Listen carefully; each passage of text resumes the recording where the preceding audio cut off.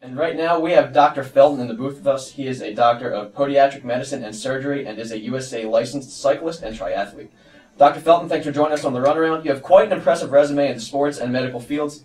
Tell us a little bit about yourself. Well, first of all, thank you for having me here. It's a pleasure and honor to be here. I've been around sports all my life, both as a participant and as a doctor, as well as a coach.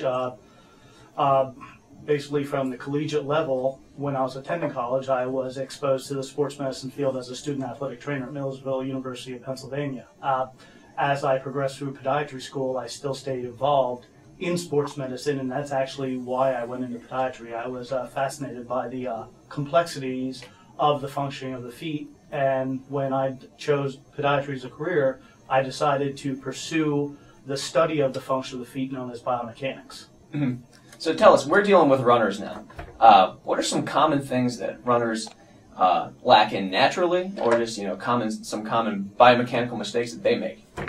Well, the one fortunate thing I have about practicing podiatric sports medicine and dealing with runners is that I have a very captive as well as preemptively educated audience of patients who come through my door. Most of these patients have already addressed what I like to call the extrinsic factors that can possibly contribute to their problems, i.e. the types of shoes they wear, their training services, how they decide to put together a training program and ramp up their activity. Where I come in is identifying essentially what they were given naturally. And unfortunately, many of us are not genetically blessed with a perfectly functioning biomechanical foot, and that is where the computerized gait analysis comes in. Right, gait analysis, that's a term you hear a lot in running. You're a specialist in it. Tell us a little about what that really entails. The computerized gait analysis actually has been around for a number of decades. Of course, as the technology has improved, the equipment has improved as well as the software that goes along with it. A computerized gait analysis involves a pressure mat that has 900 pressure sensors per square centimeter. It comes with its own proprietary software, and what we're able to do is have a patient ambulate, i.e. walk over this, and what it captures is actually, as the foot is in contact with the ground, how the weight-bearing pressures are distributed and how the patient's center of gravity travels from the foot, from the heel, through the arch and ball of the foot as a patient takes a step. And that gives us a mountain of information with regards to unlocking where the actual cause of their physical overload and pain is coming from.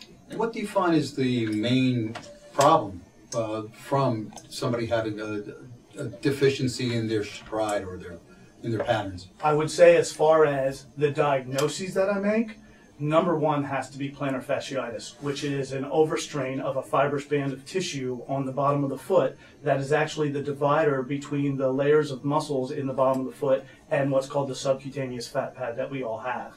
What ends up happening is, if a patient is ambulating and they have a foot type that is not neutral, i.e. when the foot is in full contact with the ground, it's not lined up completely perpendicular with the ground itself, you end up overstraining those collagen fibers, and those fibers can only be overstrained so far before you start to get small micro tears and a resultant inflammatory process. So how is that corrected? Essentially, when we identify how far away from neutral they are, we like to utilize as a primary treatment prescription orthotics made from the gait scan itself, combined with appropriate stretching activities. Sometimes we will also prescribe physical therapy modalities such as ultrasound, e-stim treatments, which are the same types of treatments that you have your professional athletes receiving from their trainers in their training rooms. Also modifying their activity levels and ensuring that when we are biomechanically supporting them with a prescription orthotic, that we are making sure that they're well educated about what types of shoe gear that can be utilized in order to complement the support from the orthotic. Now, as a distance runner, I'm used to having some gait analysis and having orthotics. Now, how about somebody like Champ, who's a sprinter, who needs less weight in their shoes? I mean, can this help somebody with like a sprinter? It absolutely can. In fact, I recently saw one of my patients back for follow-up who actually is a sprinter. He does cross country, but then he also participates as a sprinter in track. And the great thing about the computerized gait analysis is because you have such precise and accurate information, you can make a very small, low-profile orthotic.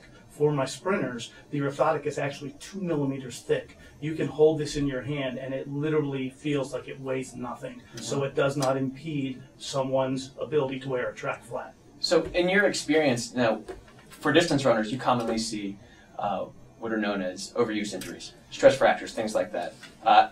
What do you see in terms of your experience, the disparity between the injuries that distance runners get and what sprinters get, the whole scope of track and field athletes?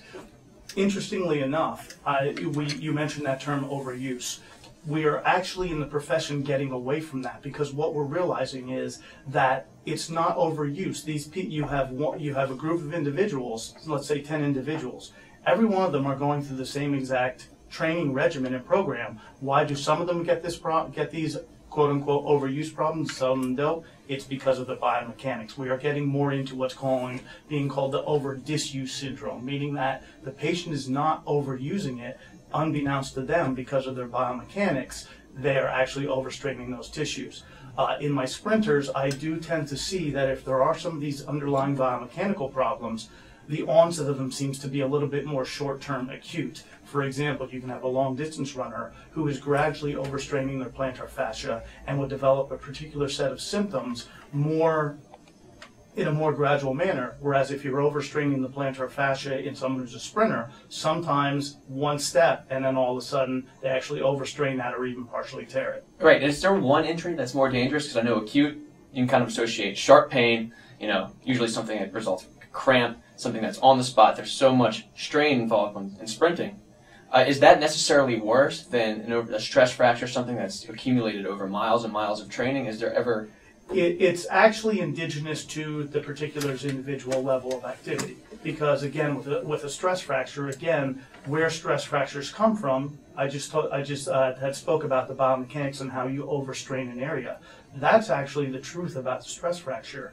Most of my patients who come in who've developed stress fractures, they've been going through the same training regimen their entire life. None of the medical comorbidities are there, such as osteopenia or any types of metabolic deficiencies. But when we perform a gait analysis on them after we've healed the stress fracture, we realize that they've been straining and stressing this area again and again and again. So each group of runners, you have to take what they're doing and how that's indigenous to the overall risk.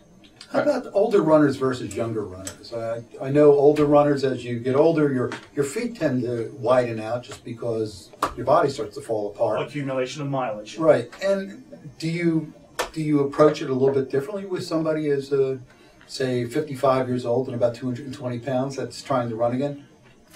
And that's the great thing about the gait analysis, along with my evaluation, is that we're able to utilize a variety of designs of orthotics based on a patient's physical makeup. So yes, you do have to take a few different approaches, and I'm also not afraid to speak with them about making sure that they are following up with their family doctor to identify if there are any possible metabolic problems. One of the biggest metabolic problems, which I'll bring up now in men, is low testosterone, where the endocrinologists are actually finding that low testosterone can lead to a variety and cascade of other metabolic disorders, including calcium disorders in men. We've been focusing on that in women for so long, now we're discovering that that can have an effect in men as well.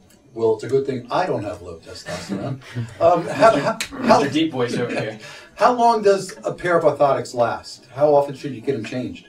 Well, one of the things that I do with my patients is, once I have dispensed the orthotics, I have an entire protocol of follow-ups. During the first year that the patient has the orthotics, they will follow up with me approximately 4 times to make sure that they're used to the orthotic, that it's comfortable, and it's meeting the clinical expectations of the purpose. Once that year has gone by, then they see me back for once-a-year checkups, just like our eye doctors want to see us back for a follow-up as well. When I see them back for these once-a-year follow-ups, there are certain manual testings, torque testings that I can do to the shell itself to make sure that it's holding up okay. Normally with the orthotics that we make from the gait analysis, which are CAD/CAM milled, they are not heated and molded, they're actually milled from a solid piece of material based off of the gait scan. The material is supposed to retain its strength for anywhere between 7 and 10 years.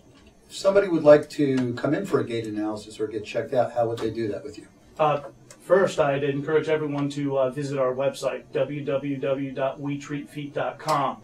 It gives the visitor information about our 4 office locations. Also, my bio, along with my other 3 partners, is on there, and it discusses my vast experience with this.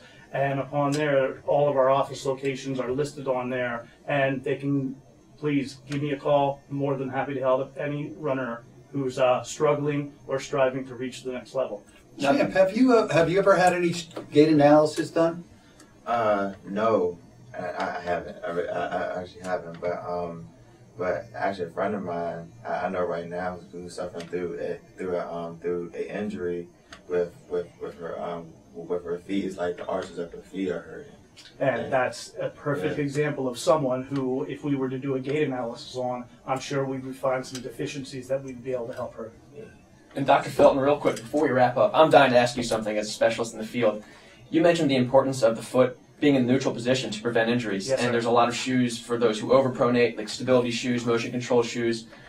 What's the deal with minimalist shoes, in your opinion? In the minimalist shoes, I definitely educate my patients to approach with caution.